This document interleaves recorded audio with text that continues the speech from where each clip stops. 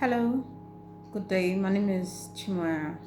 I'm from Nigeria. I'm a virtual assistant, then undertaking the ALEX Africa program called Virtual Assistant Program.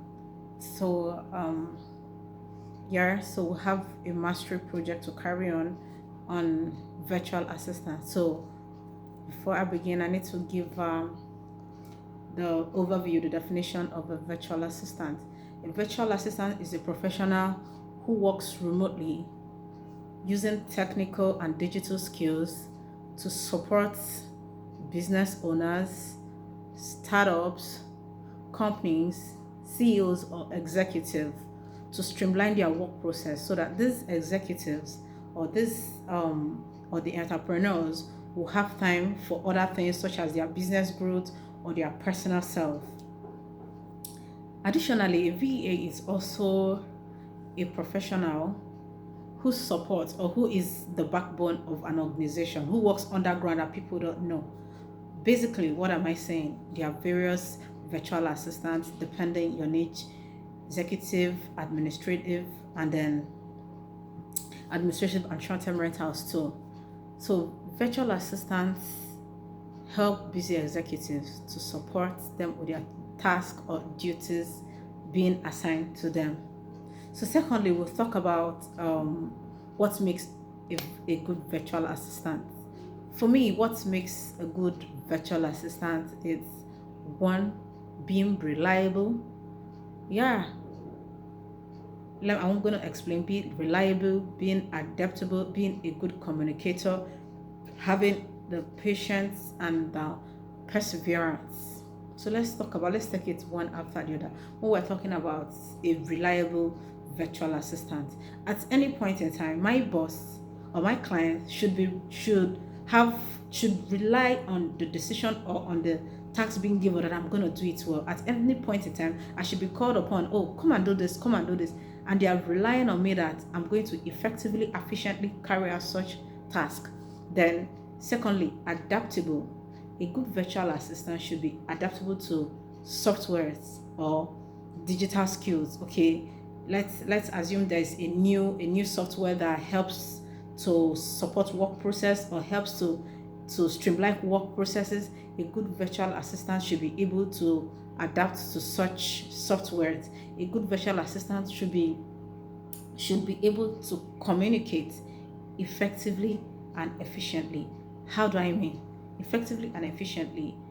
If I'm being given a task, I should be able to communicate. I should be able to tell, oh, this is how it's going. I should be able to give a feedback.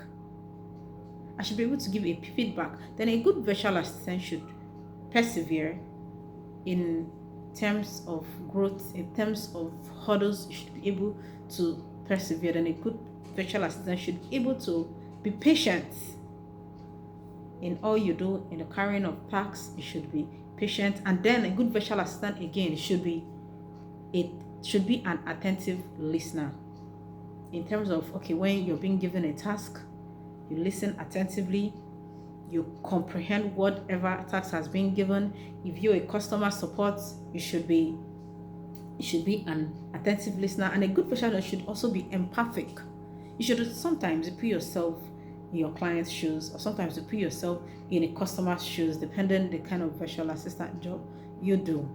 So for me, a good virtual assistant should be reliable, adaptive, a good communicator, an attentive listener, a persevere and a patient person. Then a good virtual assistant should also learn and unlearn. A good virtual assistant should be able to learn, not just having the fixed mind. Yes, not be able to having the fixed mind. No, whenever any skills or anything, not just skills, anything comes up, you should be open to learning. Thirdly, we're going to talk about the third one is my personal VA strength.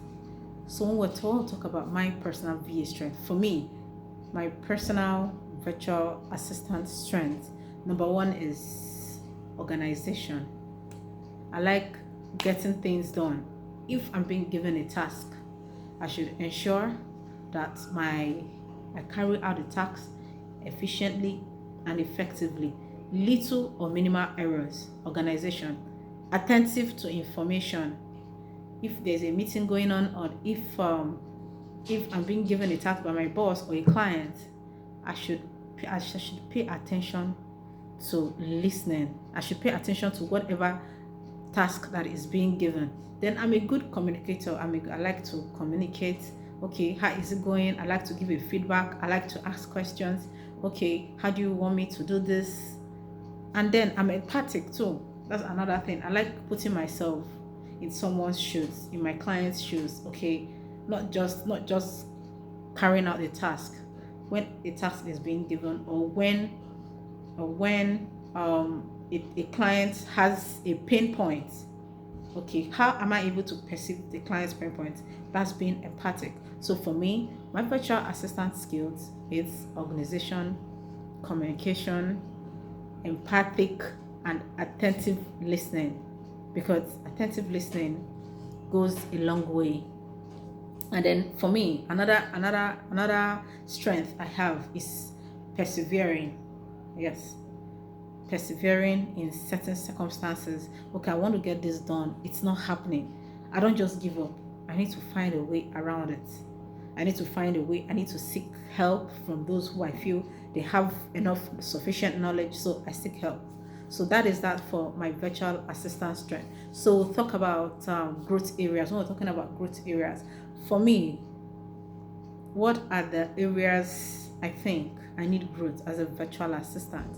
For me, I want to develop the confidence, the 100, if there's anything like the 100% growth level, I want to have the 100% confidence level. Confidence in terms of when I'm being given a task, no freaks, I just do it. Secondly, when I come across any unknown software or any digital or technical issues, I should be able to troubleshoot my personal problems. I shouldn't freeze. I shouldn't be afraid. So I need the confidence level, and then I need more of I need to widen my growth. I need to widen my knowledge on the virtual assistant world. Certain skills that I need to widen my knowledge. I need to grow my confidence level, and I need to also grow more my perseverance level too. I know I have it, but at some point you feel like fritting, but I need to grow it. So we'll talk about the fifth one. We'll talk about the mindset, the grit, and the professional growth. First of all, let me start with mindset. I remember before now I've had other programs, other digital programs, or other technical skills, or other technical or digital skills. Let me put it this way: other digital skills program. I remember the first time I came across virtual assistants. I had my first program, so I had the mindset, because I've already had the mindset. The mindset is the basic thing. Put your mind in it that, okay, my mindset, this is what I want. I want to be a first-class virtual assistant. I want to help executives. I want to help investors solve certain problems.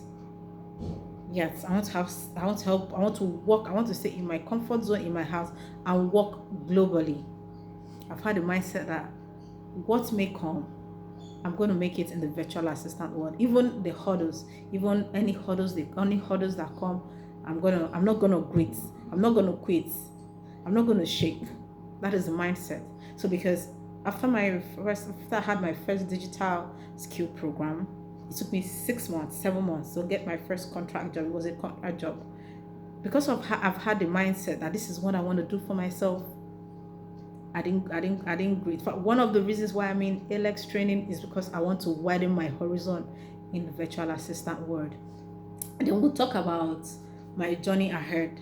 It's what interests me about the virtual assistant world is being able to work globally at your comfort zone, either in your home or your office. It makes me happy personally, and it makes me happy that I interact with people of different race. solving their problems with my digital skills or my professional virtual assistant skills. So it makes me happy. So in my VA journey after my ALEX program, I want to be an executive virtual assistant, and I move ahead again in acquiring certain knowledge or certain digital skills in automations. Thank you. Bye.